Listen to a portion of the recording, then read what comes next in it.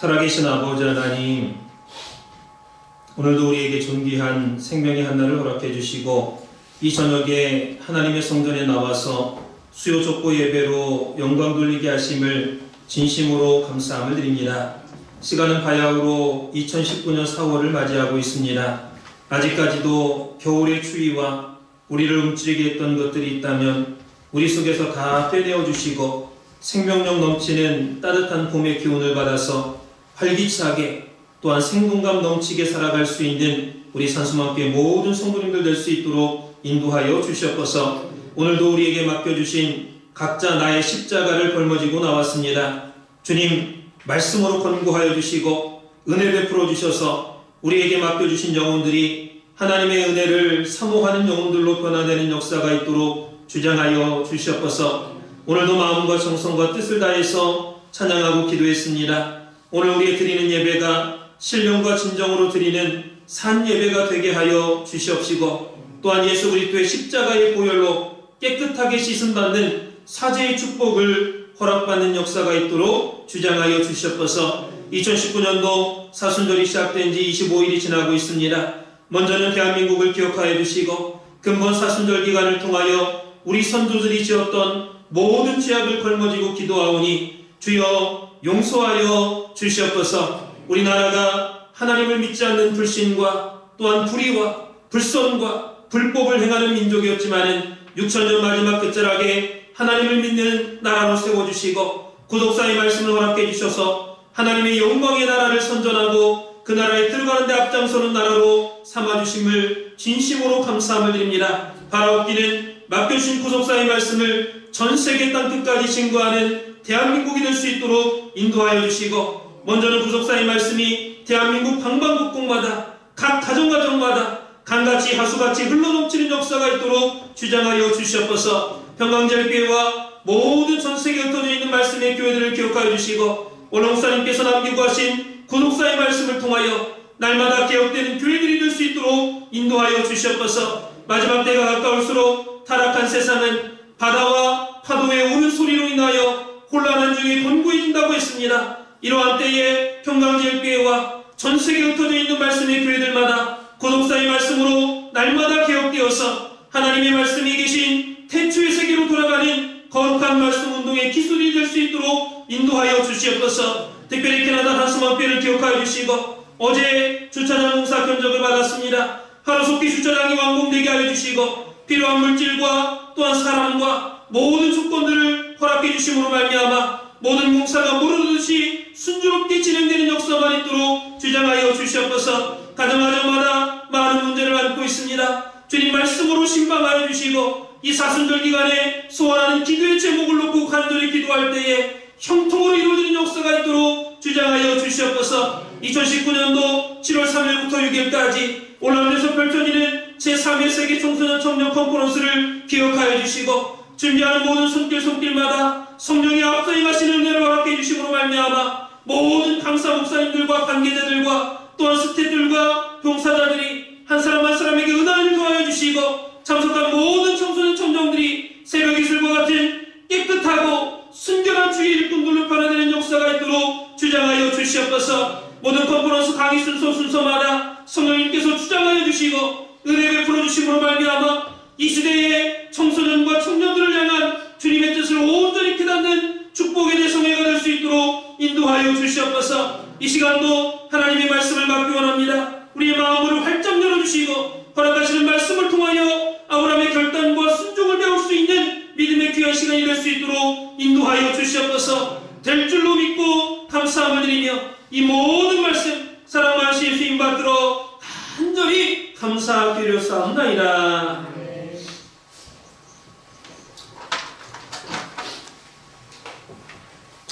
오늘 함께 은혜 받을 생명 장식은 창세기 21장 10절 말씀드리겠습니다.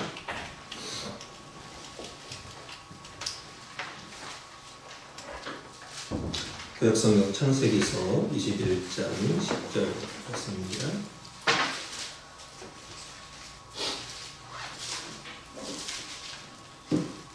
자신적으로 제가 대표로 공부하겠습니다. 그가 아브라함에게 이르되 이 여종과 그 아들을 내어 쫓으라. 이 종의 아들은 내 아들 이삭과 함께 기업을 얻지 못하리라 하매. 이는 하나님의 말씀이니라. 오늘 함께 은혜 받을 말씀의 제목은 아브라함의 10대 명령 가운데 9번째 명령, 여종과 그 아들을 내어 쫓으라. 첫 번째로 말씀의 은혜를 나누도록 하겠습니다. 아브라함의 10대 명령 가운데 9번째 명령, 여종과 그 아들을 내어 쫓으라. 자, 오늘 본문 창세기 21장 10절 말씀에 보니까 여종과 그 아들을 내어 쫓으라 이렇게 말씀을 하고 있습니다. 이 말씀은 이삭이 젖을 뗀 후에 하신 말씀입니다. 그러니까 적어도 약 3살 이상이 된 나이가 되겠죠. 그 다음에 이스마엘은 17살이 넘는 그런 나이에 이 9번째 명령을 하셨던 것을 볼 수 있습니다. 크게 첫 번째로 이 9번째 명령의 이해에 대해서 살펴보도록 하겠습니다. 작은 첫 번째는 이스마엘이 이삭을 희롱했다 그랬습니다. 이스마엘이 이삭을 희롱한지라. 자, 창세기 21장 8절 9절 말씀을 찾고 한번 읽어보도록 하겠습니다. 창세기 21장 8절 9절 말씀. 8절 9절 시작. 아이가 사람의 젖을 떼고 이삭의 젖을 떼는 날에 아브라함의 대언을 대설하였더라. 사라가 본즉 아브라함의 아들 애굽 여인 하갈의 소생이 이삭을 희롱하는지라. 여기 희롱하는지라, 희롱하다, 히브리어로 차하크, 놀리다, 비웃다 라는 이 차하크의 피엘 분사형이 사용이 되고 있습니다. 피엘이라는 것은 강조라는 뜻이고, 이렇게 분사라는 것은 계속해서 한 번만 행해진 게 아니라 계속해서 진행되는 것을 말하죠. 그래서 이것은 심하게 모욕하고 놀릴 뿐만 아니라 폭력을 수반하는 행위까지도 가리키는 단어입니다. 희롱하다라는 단어가 심하게 모욕하고 놀리고 또 폭력까지 수반하는 행위. 그래서 이스마엘이 이제까지 당시에 큰 부자였던 아브라함의 상속자였죠. 그래서 자기가 온 집안의 사랑과 관심을 독차지했었는데 이삭이 태어나고부터는 아브라함이 이삭만 사랑하는 거예요. 그래서 이삭을 볼 때마다 미워, 괜히. 부모가 안 볼 때 그 틈을 타가지고 발로 탁 차고 손으로 꿀밤 먹이고 후들겨 패고 욕하고 모욕을 주고 희롱했다고 했어요.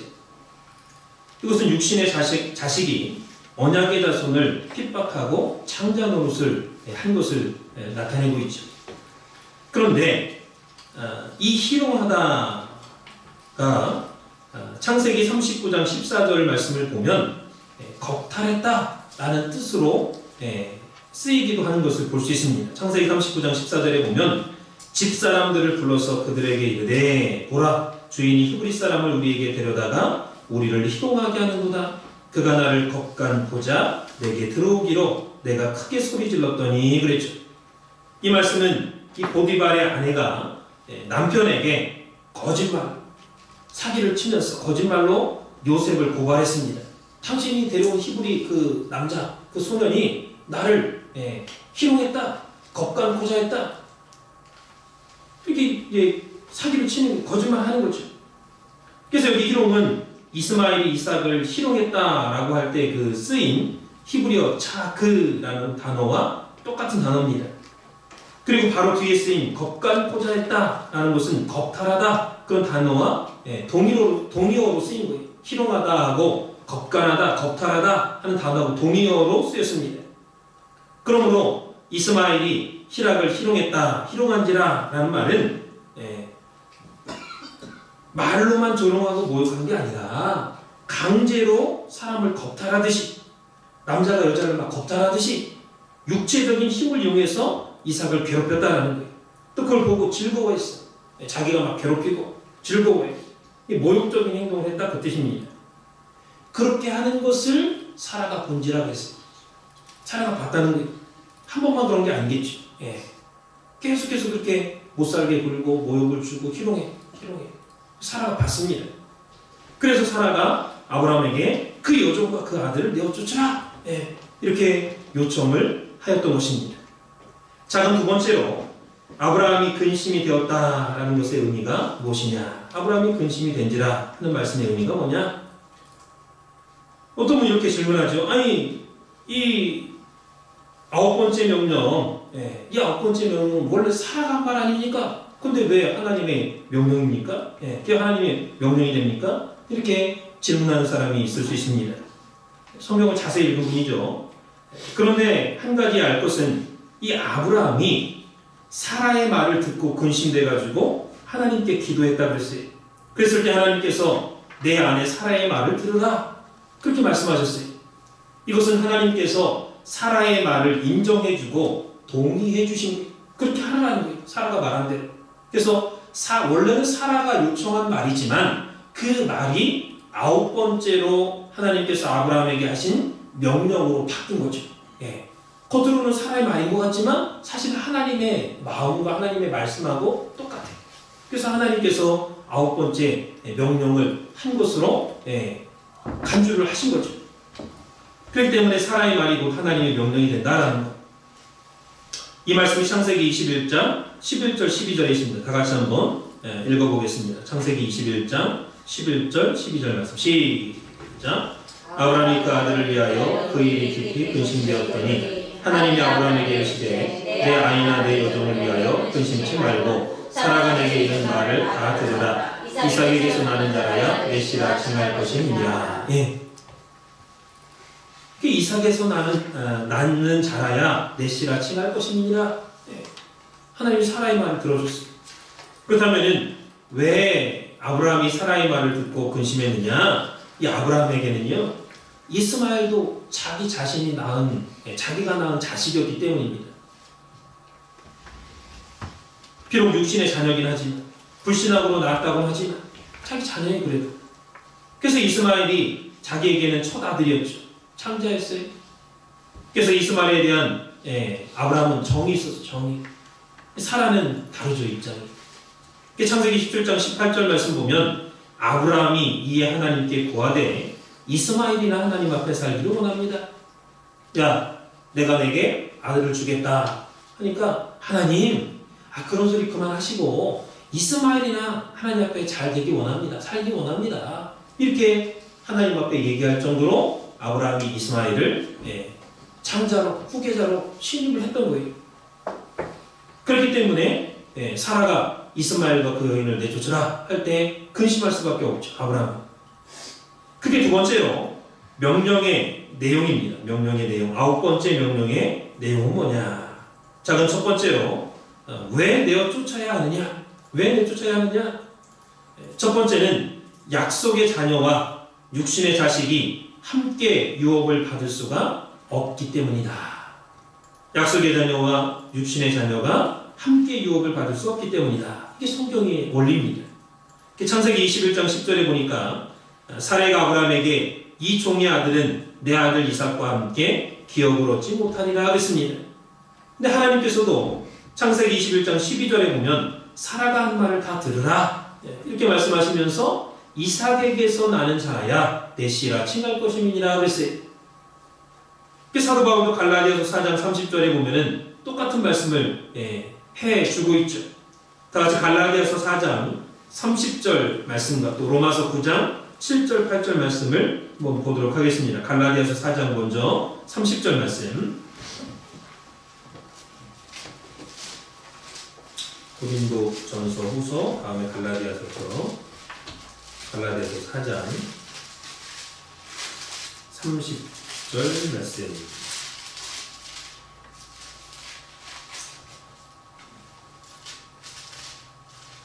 시작.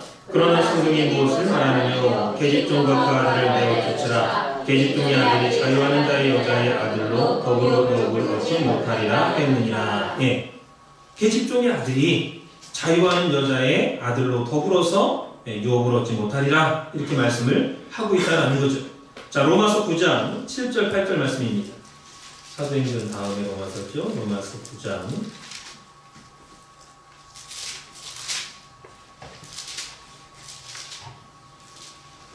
7절 8절 7절 8절 시작. 또한 아브라함의 씨가 다 그 자녀가 아니라 오직 이삭으로부터 난 자라야 내 씨라 칭하리라 하셨으니 곧 육신의 자녀가 하나님의 자녀가 아니라 오직 약속의 자녀가 씨로 여기심을 받느니라. 예. 여기 약속의 자녀는 하나님의 말씀을 붙잡는 자녀를 의미하고 육신의 자식은 하나님의 말씀을 붙잡지 않는 자식을 의미한다라는 것. 갈라디아서 4장 29절에 볼 때도 그러나 그때에 육체를 따라 난 자가 성령을 따라 난 자를 핍박한 것 같이 이제도 그러하도다 했습니다. 그래서 이 로마서 9장 8절에 나오는 약속의 자녀는 갈라디아서 4장 29절에 표현한 대로 성령을 따라 난 자고, 그 다음에 육신의 자식은 로마서 9장 8절에 육신의 자식은 갈라디아서 4장 29절에 육체를 따라 난 자다라는 것입니다. 그래서 하나님의 나라 유업은 약속의 자식, 성령을 따라 난 자, 말씀대로 태어난 자만이 받을 수가 있다라는 것을 우리에게 가르쳐주고 있는 말씀이죠. 자, 작은 첩보로 첫 번째 왜 내어 쫓아야만 하느냐 그랬는데, 첫 번째는 약속의 자녀와 육신의 자녀가 함께 유업을 받을 수 없기 때문이다 그랬습니다. 두 번째는 쫓아내지 않으면 앞으로 더 큰 근심이 되기 때문입니다. 이 육신의 자녀를 쫓아내지 않으면 앞으로 더 큰 근심이 되기 때문이다. 그래서 지금도 문제인데 앞으로는 더 큰 문제가 되기 때문에 지금 빨리 싹을 자르는 것이 낫다. 하나님께서 말씀하고 있는 거예요. 로마서 8장 5절에서 6절 말씀 보면 육신을 쫓는 자는 육신의 일을, 또 영을 쫓는 자는 영의 일을 생각하나니 육신의 생각은 사망이요 영의 생각은 생명과 평안이니라. 이렇게 말씀을 하고 있죠. 그래서 육신의 생각의 결과는 사망이라는 거예요. 육신적으로 아무리 생각하고 근심하고 걱정해봤자 결국에는 망한다는 것입니다. 하나님께서 내쫓으라 할 때 내쫓아야지. 인간적인 정에 얽매여가지고 계속 피를 미루고 내쫓지 않으면 언젠가는 집안 전체가 다 망하는 거예요. 오늘 저와 여러분도 마찬가지죠. 내 속에 육신의 생각과 또 하나님의 말씀이 서로 반대되고 상충된다고 할 때 육신의 생각을 다 쫓아버리고 하나님의 생각, 영의 생각을 가질 때에 평안하고 또 생명을 이어갈 수 있다는 것을 기억하시기 바랍니다. 그래서 지금도 지금 현재도 하갈하고 사라가 싸우잖아요. 이삭하고 이스마엘이 이삭을 희롱하는 거 보고서 사라가 떼쫓으란 말이야. 싸우고 있잖아 지금. 근데 앞으로는 이게 이제 이삭이 점점 커 보세요. 이스마엘도 점점 크고. 그럼 어른 되면은 앞으로 이제 누구한테 이거 줄 거예요? 육신적으로는 이스마엘이 상속자인데 하나님께서는 아니다. 이삭으로 말미암은 자가 내 씨다. 이삭이 장자라고 자꾸 하시는데 나중에는 막 이 상속 문제를 놓고도 싸울 수밖에 없는 거죠. 그러니까 아예 처음부터 내쫓아라 말씀하신 거예요. 자, 그럼 두 번째로, 그렇다면은 내쫓아야 하는 대상이 누구냐? 하나님께서 내쫓으라고 하는 그 대상이 누구냐? 무엇을 내쫓아야 되느냐? 여종과 그 아들을 내어 쫓으라 그랬습니다. 여종과 그 아들을 내쫓아라.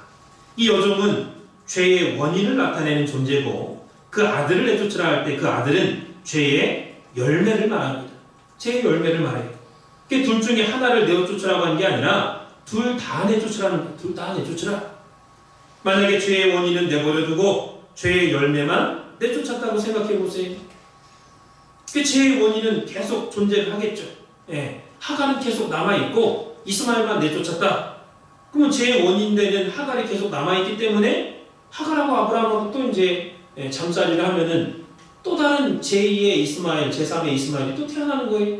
죄의 열매가.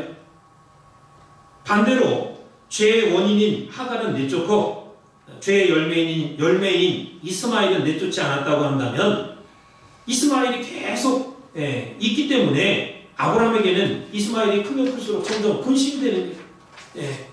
그러면 하나님께서는 죄의 원인과 죄의 열매, 즉 죄 자체는 반드시 제거해야 된다.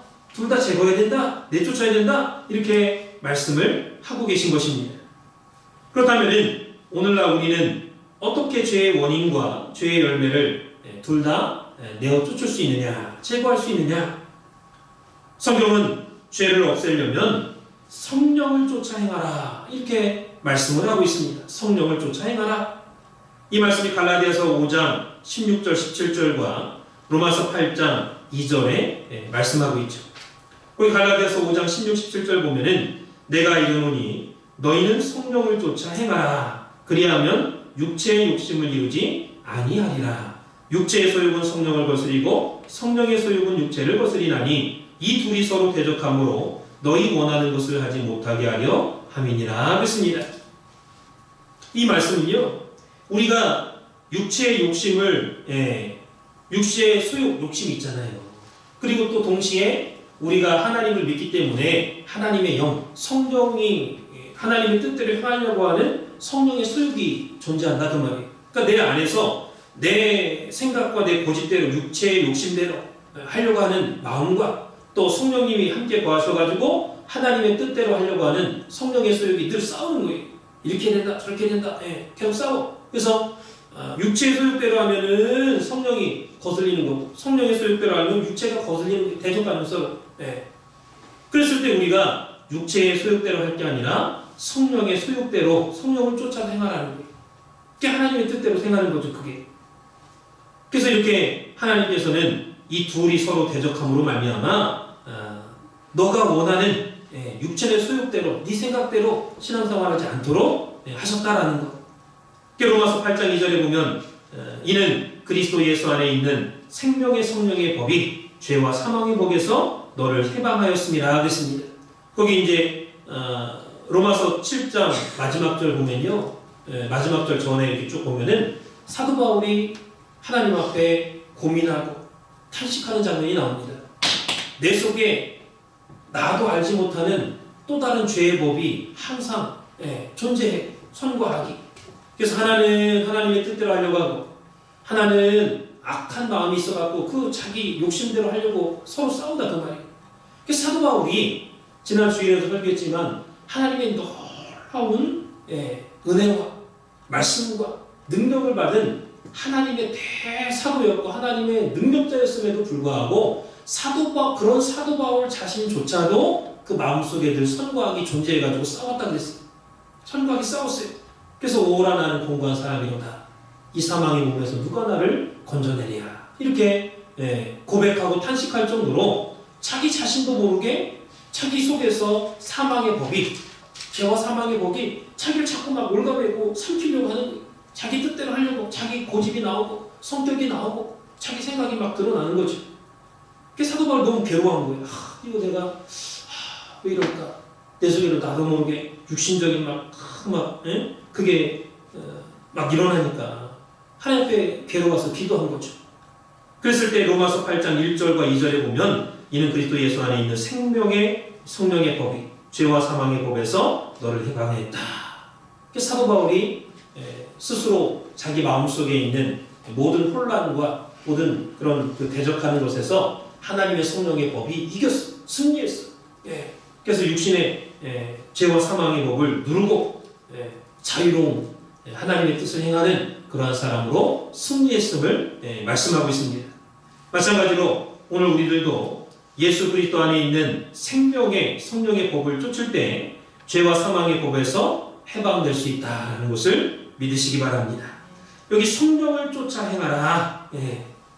여기 성령을 갈라디아서 5장 16절에 내가 이르노니 너희는 성령을 쫓아 행하라 이렇게 말씀했는데 이 성령을 쫓아 행하라 라는 말은 너희는 성령 안에서 걸어가라 그런 뜻이 성령 안에서 걸어가라.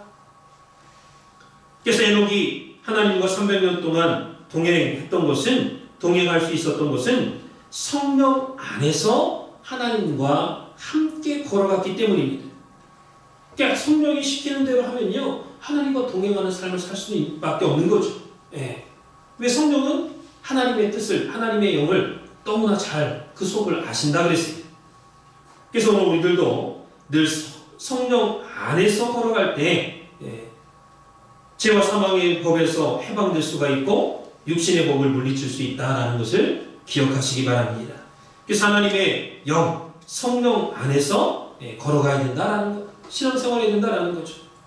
아버지의 영 안에서 걸어가면 세상의 욕심을 이길 수가 있고 또 하나님이 원하시는 길을 갈 수 있다는 것을 기억하시기 바랍니다. 그러므로 성령 안에서 걸어가는 삶은 하나님의 말씀에 순종하는 삶을 말합니다. 하나님의 말씀에 순종하는 삶이에요. 사도행전 5장 32절 보면은 우리는 이 일의 증인이요 하나님이 자기를 순종하는 사람들에게 주신 성령도 그러하니라 하더라. 예. 하나님이 자기를 순종하는 사람들에게 주신 성령도 그러하니라. 그래서 성령도요, 하나님이 자기에게 순종하는 사람들, 그러니까 하나님 말씀을 지키는 사람들한테 성령을 주는 거예요. 성령을 쫓아간다는 것은 말씀에 순종하는 걸 말하죠. 말씀에 순종하는 것. 그래서 오늘날 교회 안에서 일어나는 수많은 분쟁들을 살펴보면 결국엔 그 밑바닥을 자세히 들여다보면요, 욕심이 밑에 쫙 깔려있어요. 자기 유익, 자기 욕심, 각자 자기 이익 챙기려고 싸우는 거예요. 그 싸움이 그래서 일어나는 거죠. 우리가 싸우지 않고 서로 분쟁하지 않고 살려면 어떻게 되느냐? 내가 손해보면 돼요.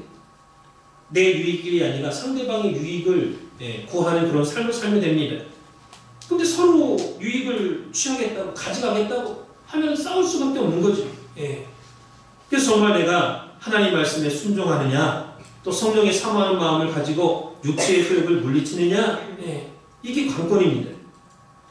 그래서 우리 산수막교 성도님들은 늘 하나님 앞에 순종하고 또 하나님의 영이 충만하게 임하는, 그래서 하나님의 영을 쫓는 그러한 삶의 역사가 있기를 주님의 이름으로 축원을 드리겠습니다. 그리고 성령 안에서 걸어가는 삶이라는 것은 하나님의 말씀을 듣는 삶을 말합니다. 하나님의 말씀에 순종한다, 하나님 말씀 듣는다, 비슷한 말씀 같죠? 비슷한 말씀이죠. 그러나 약간 이제 구분해서 지금 말씀을 드리는 거예요.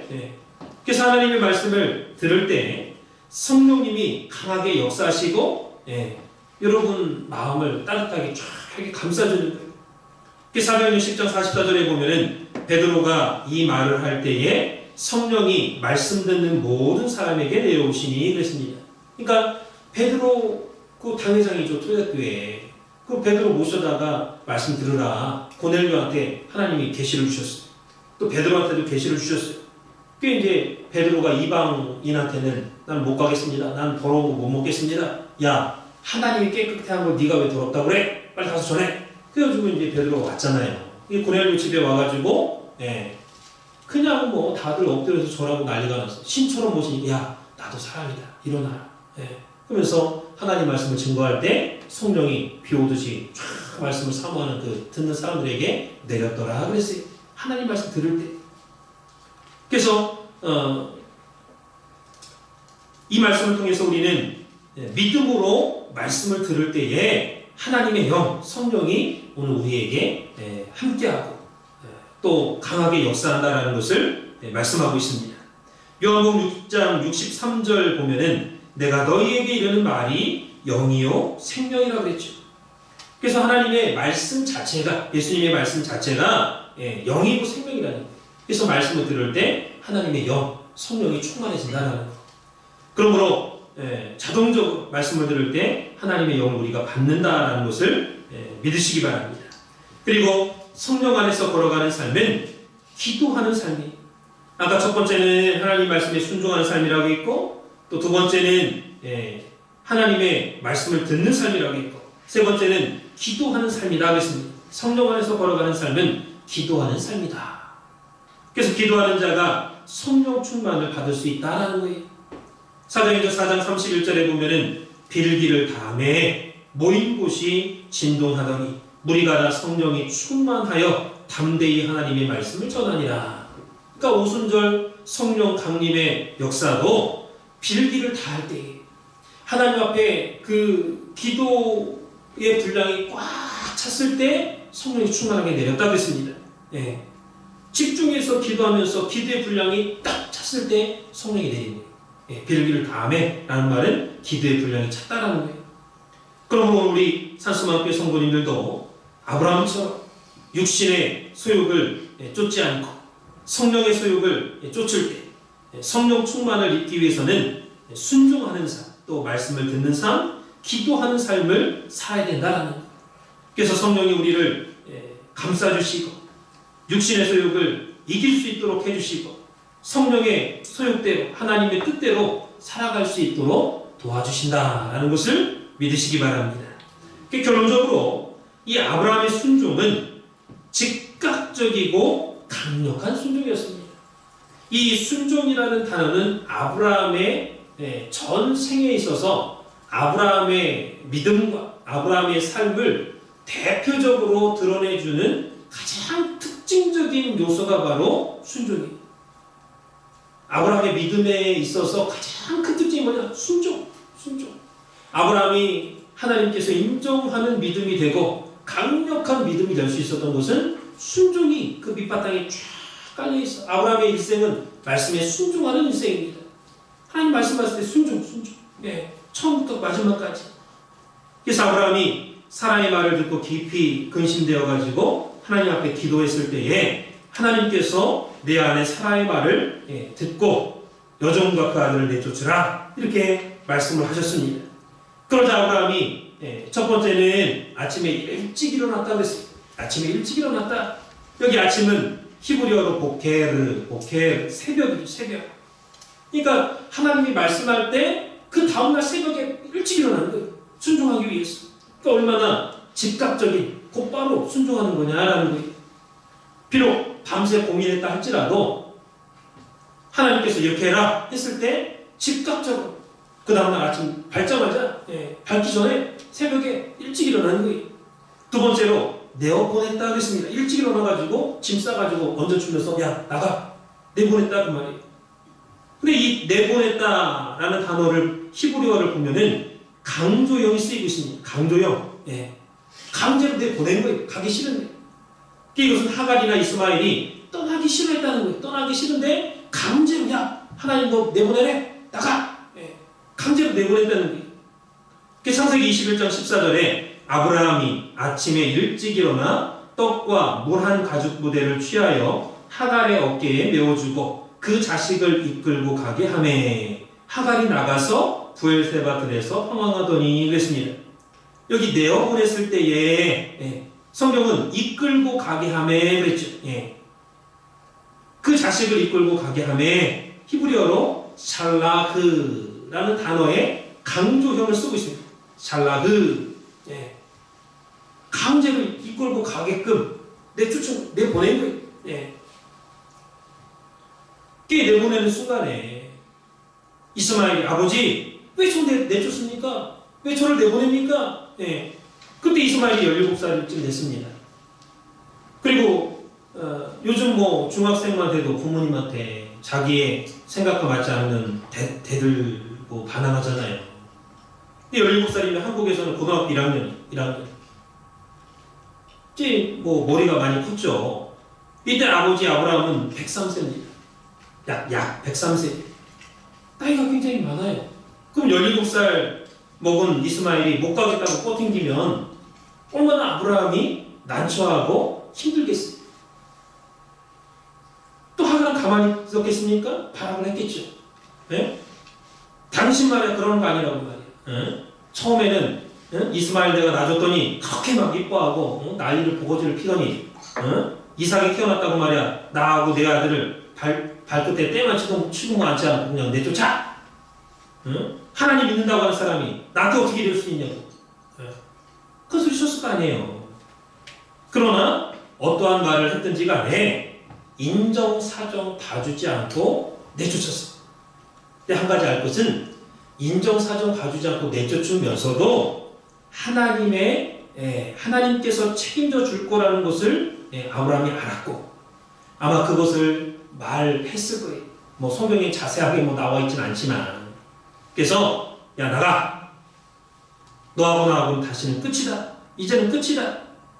난 너를 끝까지 책임져 주지 못하지만 그러나 하나님께서 너를 끝까지 책임져 주실 것이다.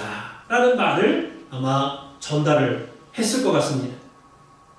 그래서 하나님께서 아브라함은 하나님께 그 아들과 하갈을 내쫓으면서 하나님께 맡긴 거예요.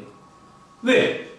내가 이렇게 막 고민했을 때, 아브라함이 고민했을 때, 야, 아브라함아 걱정하지 마. 내쫓아. 하나님 내쫓으라고 했기 때문에 하나님 책임지겠지. 그 믿음이 있었어요. 그 믿음이. 인간적으로는 아주 냉정하게 내쫓았지만 그러나 그 속에는 나는 너를 끝까지 책임지지 못하지만 나한테 하나님께서 내쫓으라고 했을 때는 하나님께서 너 도와줄 거야. 너 책임져 줄 거야. 예, 그런 믿음이 있었기 때문에 그 말을 했는지 안 했는지 모르지만 아브라함한테 중요한 건 아브라함한테 그 믿음이 있었다. 그 말. 그랬기 때문에 냉정하게 내쫓을 수가 있었다는 것입니다.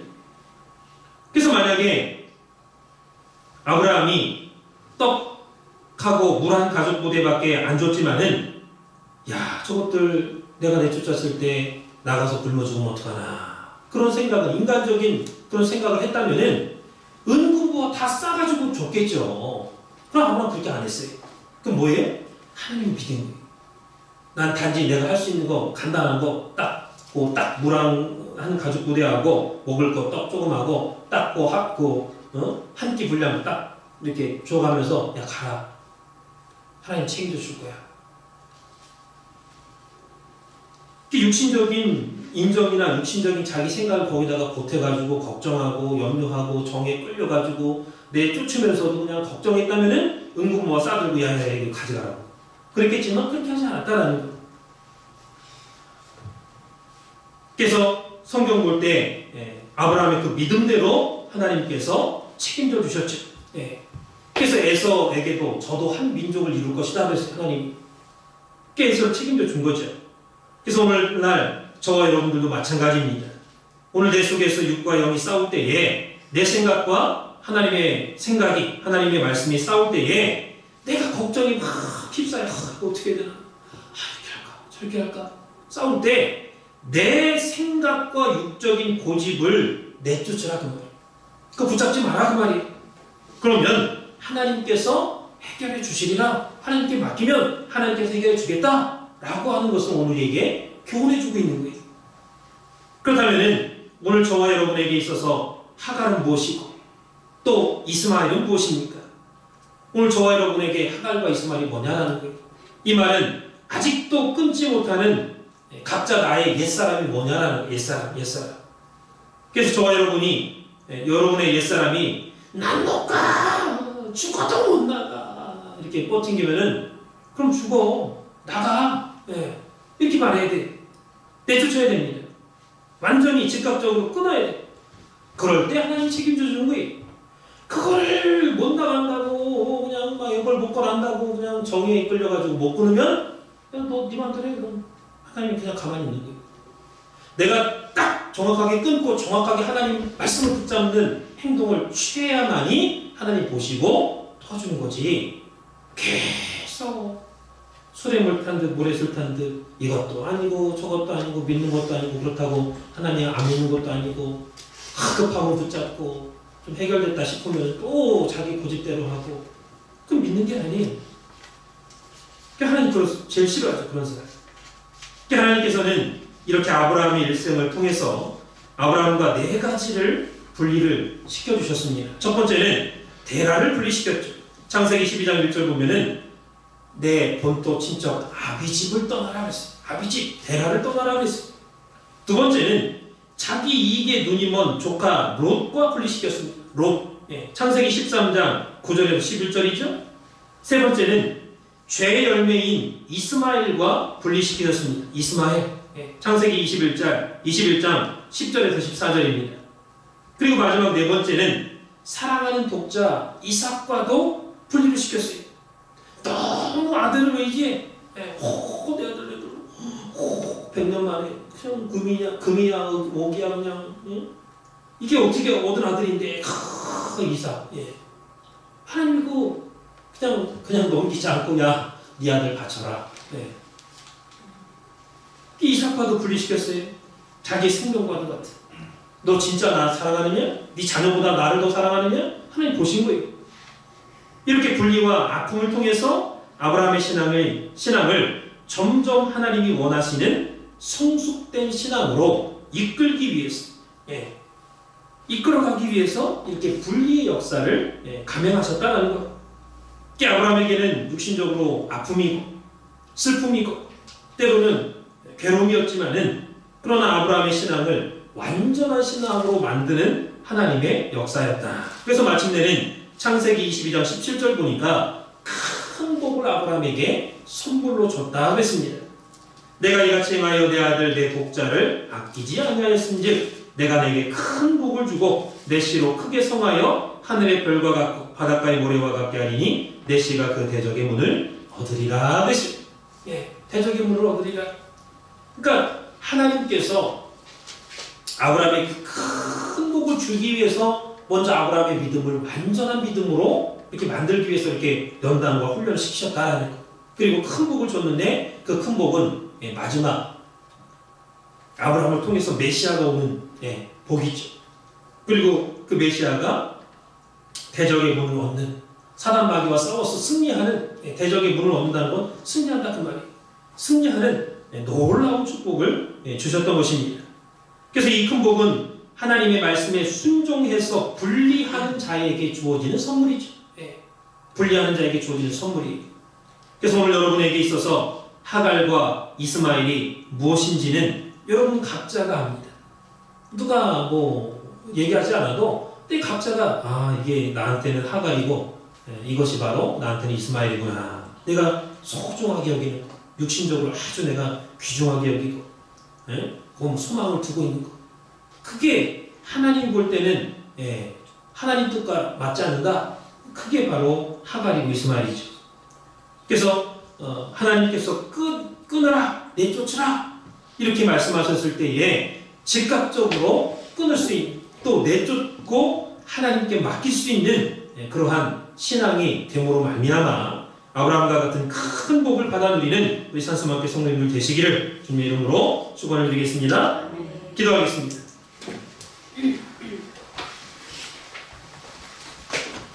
살아계신 아버지 하나님, 오늘 아브라함에게 큰 복을 허락해 주시기 위해서 먼저 아브라함을 하나님 말씀에 순종하는 자로, 그 신앙을 온전한 신앙으로 만들기 위해서 하나님께서는 계속적으로 아브라함에게 분리의 역사를 시키셨습니다.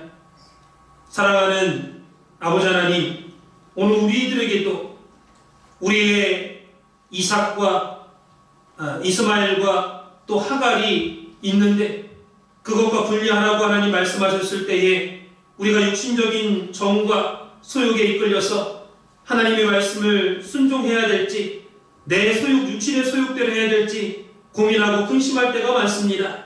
살아계신 아버지 하나님, 아브라함의 즉각적인 순종과 결단을 오늘 우리에게 허락해 주셔서 하나님의 뜻과 성령의 소욕을 붙잡을 수 있는 우리 산수만교회 모든 성도님들 될 수 있도록 인도하여 주시옵소서. 저희는 연약하여서 넘어질 때도 많고 육신의 소욕을 따를 때도 많습니다.